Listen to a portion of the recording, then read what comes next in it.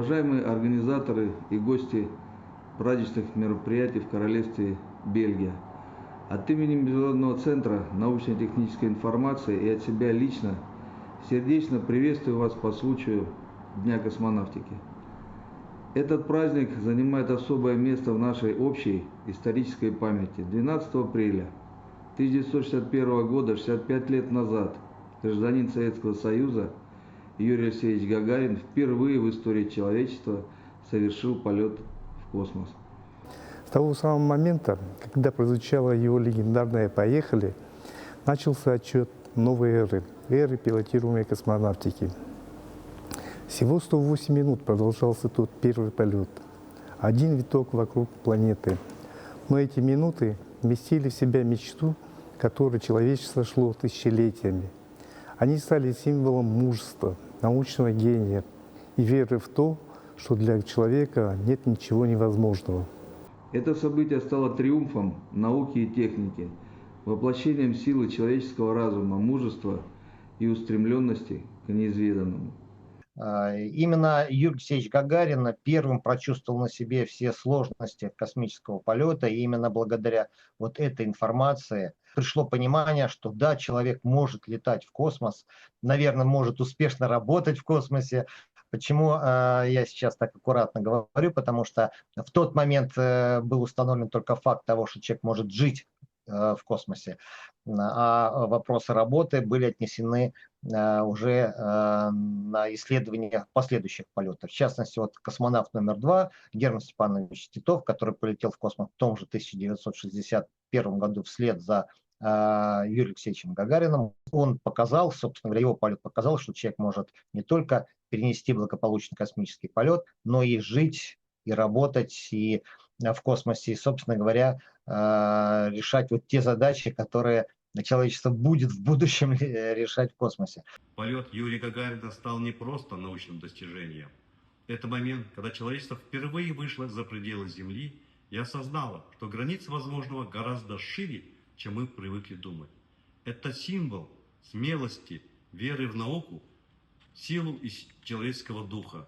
Спустя 65 лет значение этого события не только не уменьшилось, оно стало глубже.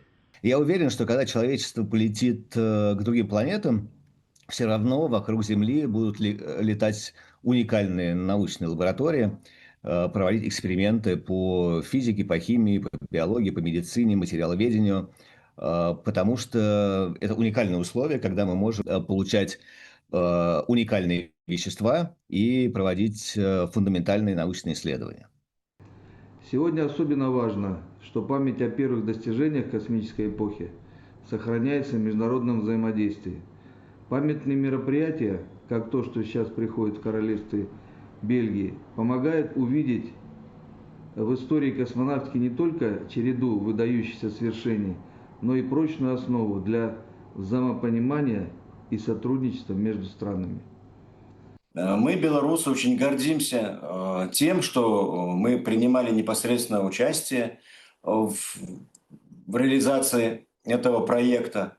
Наш земляк, уроженец города Слуцка, Семен Арьевич Косьберг, это конструктор, который руководил конструкторским бюро, в котором был создан двигатель третьей ступени ракеты-носителя, которая вывела в космическое пространство космический корабль с Юрием Алексеевичем Гагарином на борту.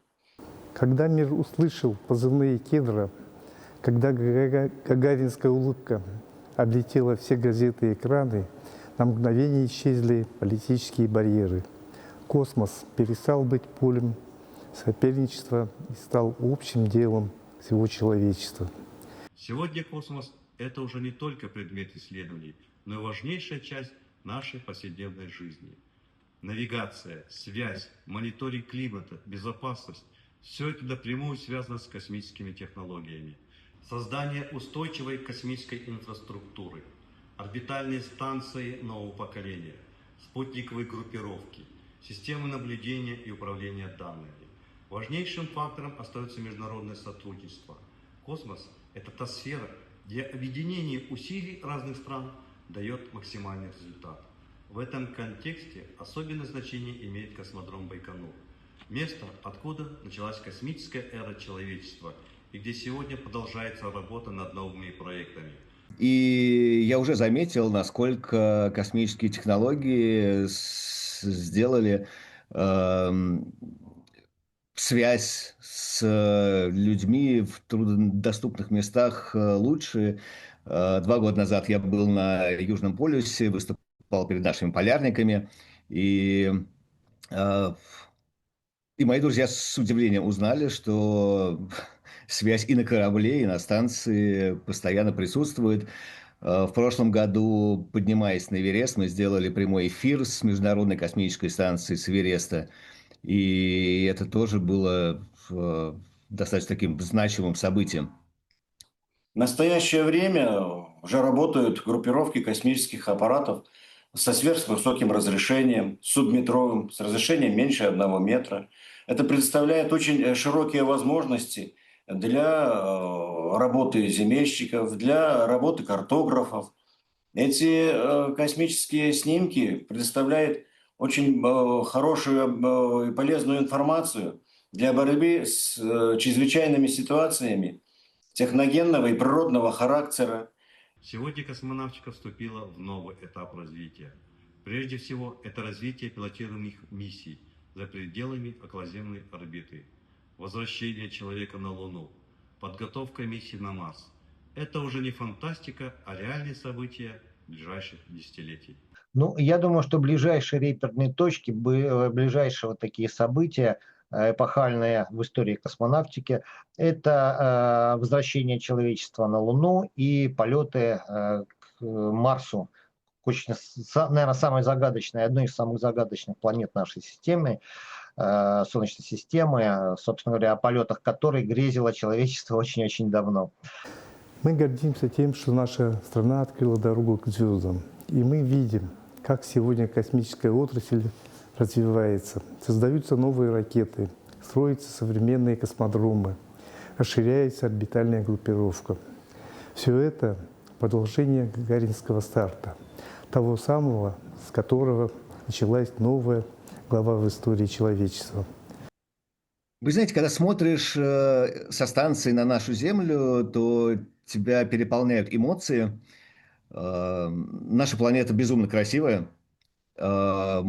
Честно вам скажу, что мы очень мало знаем о тех прекрасных, удивительных местах, которые находятся на нашей планете. Я, например, для себя очень много интересного открыл, просто глядя в иллюминатор. И очень хочется делиться этими эмоциями, очень хочется рассказывать и показывать, насколько прекрасна наша планета. Надо ее любить, беречь, изучать и ценить. Дорогие друзья, история первого полета – это не только прошлое, это ориентир для будущего. Это напоминание о том, что самые смелые мечты могут становиться реальностью. И, возможно, среди тех, кто сегодня вдохновляется этой датой, уже есть те, кто сделает следующий шаг для человечества в космосе. Пусть пример Юрия Алексеевича Гагарина, человека, который доказал, что нет недосягаемых высот, вдохновляет нас на новые свершения во имя мира, прогресса и будущего наших детей. С праздником, с Днем космонавтики!